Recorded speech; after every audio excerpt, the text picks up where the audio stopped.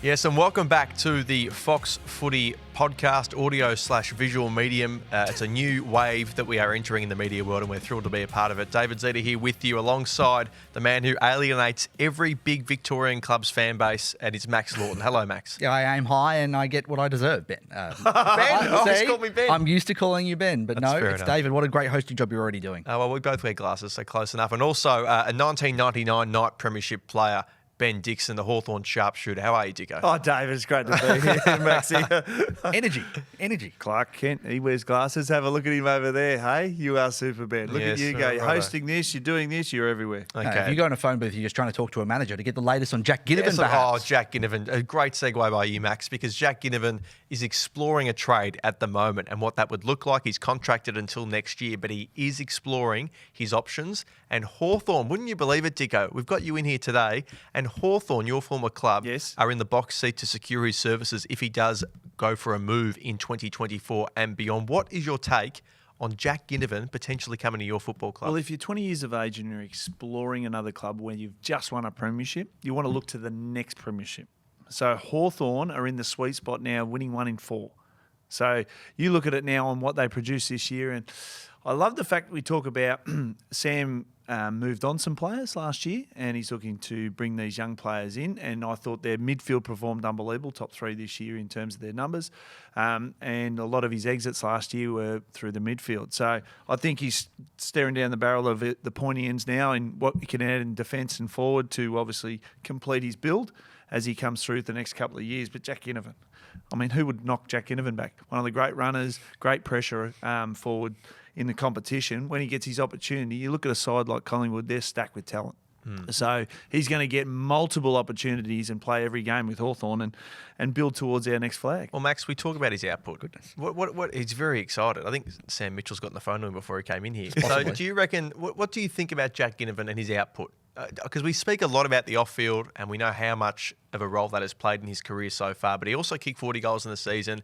He's also in and out of the side this year, a substitute this in the grand final. What do we make of Jack Ginnivan? So not the substitute in the grand He final. did get in late. He was yeah, in late. all the changes. What do we make of his actual output as a football player? Yeah, we've got to remember he got a really big profile in 22 for 2 reasons, cane corns, and then kicking 40 goals in a pretty good team that was the story of the season. So he was a genuinely great player in 2022. And then this year he was in and out and had off-field issues and things like that contributed to him not getting into the side. So he is actually, for me, one of the hardest players to price in terms of a deal.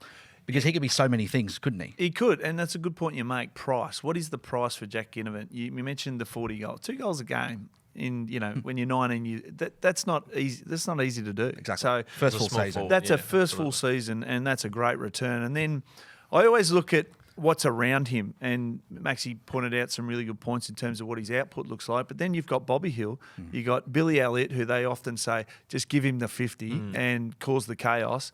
So sometimes the structure and the way you play, if you look at Hawthorn's forward line, they obviously anchor Mitch Lewis, but they also have peripheral players there, the Brockmans of the world, so he'll fit in beautifully and get opportunities. So if he's going to produce 40 at 19 and limited opportunities in a star-studded forward line, you look at a Hawthorn forward line, he kicks 50, 60 goals next year. So there's no Brockman, obviously, now having been traded to West Coast, so he comes in and fills that role potentially if he gets to the Hawks. But I'm fascinated by it. So the one thing that is different to him to most players is the off-field factor and the controversy that sometimes follows him, or he courts it sometimes. You know, the races the night before the grand final, he didn't see an issue with it. Craig McRae, tongue-in-cheek, sort of said, it's probably time to grow up a bit, even though he's a 20-year-old. So are you concerned in a developing team that someone coming in with that sort of reputation, externally at least, could destabilise the rebuild that they're trying to do under Sam Mitchell? No, not at all. No, I think good clubs have great culture. So you can look at any football club, and we'll use Hawthorn as an example.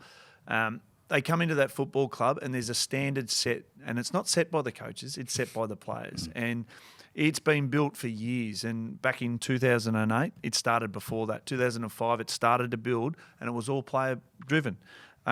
They set the rules, they set the guidelines, and they set the parameters on what is expected. Collingwood are the same. So yes, he might have had some off-field stuff, and you get influenced by your mates. Like, you got to forget, these kids are 19, 20 years of age.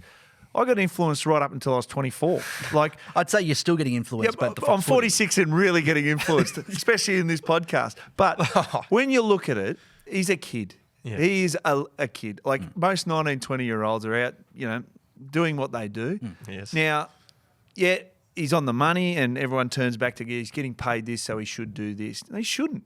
He should do what makes him happy. So what makes him happy is, I want to go to the races before a grand final, which, in my opinion, is probably walking a fine line. Oh, that's your. I thought you were going to say it's all good. No. Like there's a time and a place. You and off-field antics, it's like Derm and on-field bumps. Like you just think everything's okay. There's nothing really an issue with it. I just expected you to defend him. There's a level of optics. You understand that before the grand final.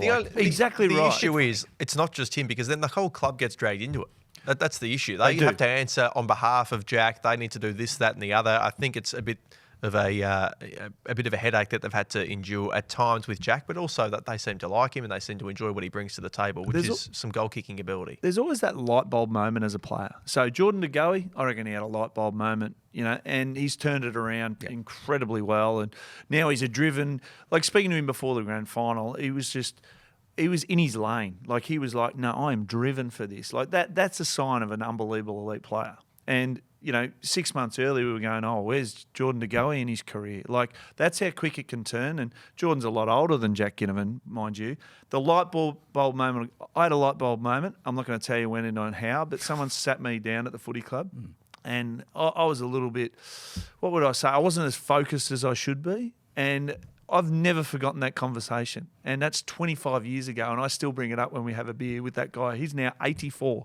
Right. So 84? He was, he was part of the club, not as a player. He was an official. And I still have this conversation with him. I go, that conversation changed my direction of my mind and the way I go about my footy. So, Max, we speak about the Hawks and we'll move on from them pretty quickly. But the Hawks, in terms of their output this year, we've looked at them. They're probably a better team than what their record indicates. I think we've seen. Yeah. Now, I know that, percentage is a big thing, but are you of the belief that the Hawthorn are just on the right track? They're going really well. Oh. It's all going to happen for them next year and beyond. They're certainly building. You look at all of the overall numbers, they're the most 16th place team that ever 16th, with their percentage and their win-loss. But, the second half of the season, they beat the two grand finalists. They also followed up beating Brisbane by losing to Gold Coast by 11 goals. Yes. So, they're very up and down, which you're going to get with a young team. So getting a guy like Ginnivan, exact right age profile for them. And more importantly, they clearly think they're going places because they came into this trade period with plans to go for Ben Mackay, go for Liam Henry. Neither deal got done, but they had money to spend and they were targeting players, and they're still targeting players. So it makes all the sense in the world if they think, hey, we've drafted better than we should have based on where we drafted from. We've got some great young players coming in. Ginnivan can add to that. Makes all the sense in the world to go for it now. No need to wait. And it's funny, the way Hawthorn played this year, there's no pressure. It's, no expectation, no pressure. Finished 16, 17, it doesn't matter. Board were aligned, Sam was aligned, the club were aligned.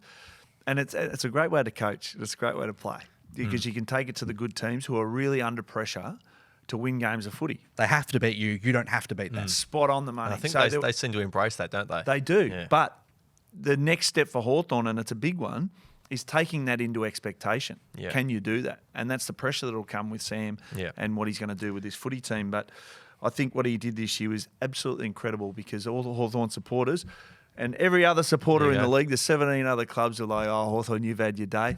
Well, the next one's not too far away by what they showed this year. There you go. Cop that, Max, is what Dicko's saying to you there. I can go back to hating Hawthorn. I've had a few years off. It's just extraordinary. Don't bring up 08. Oh, no.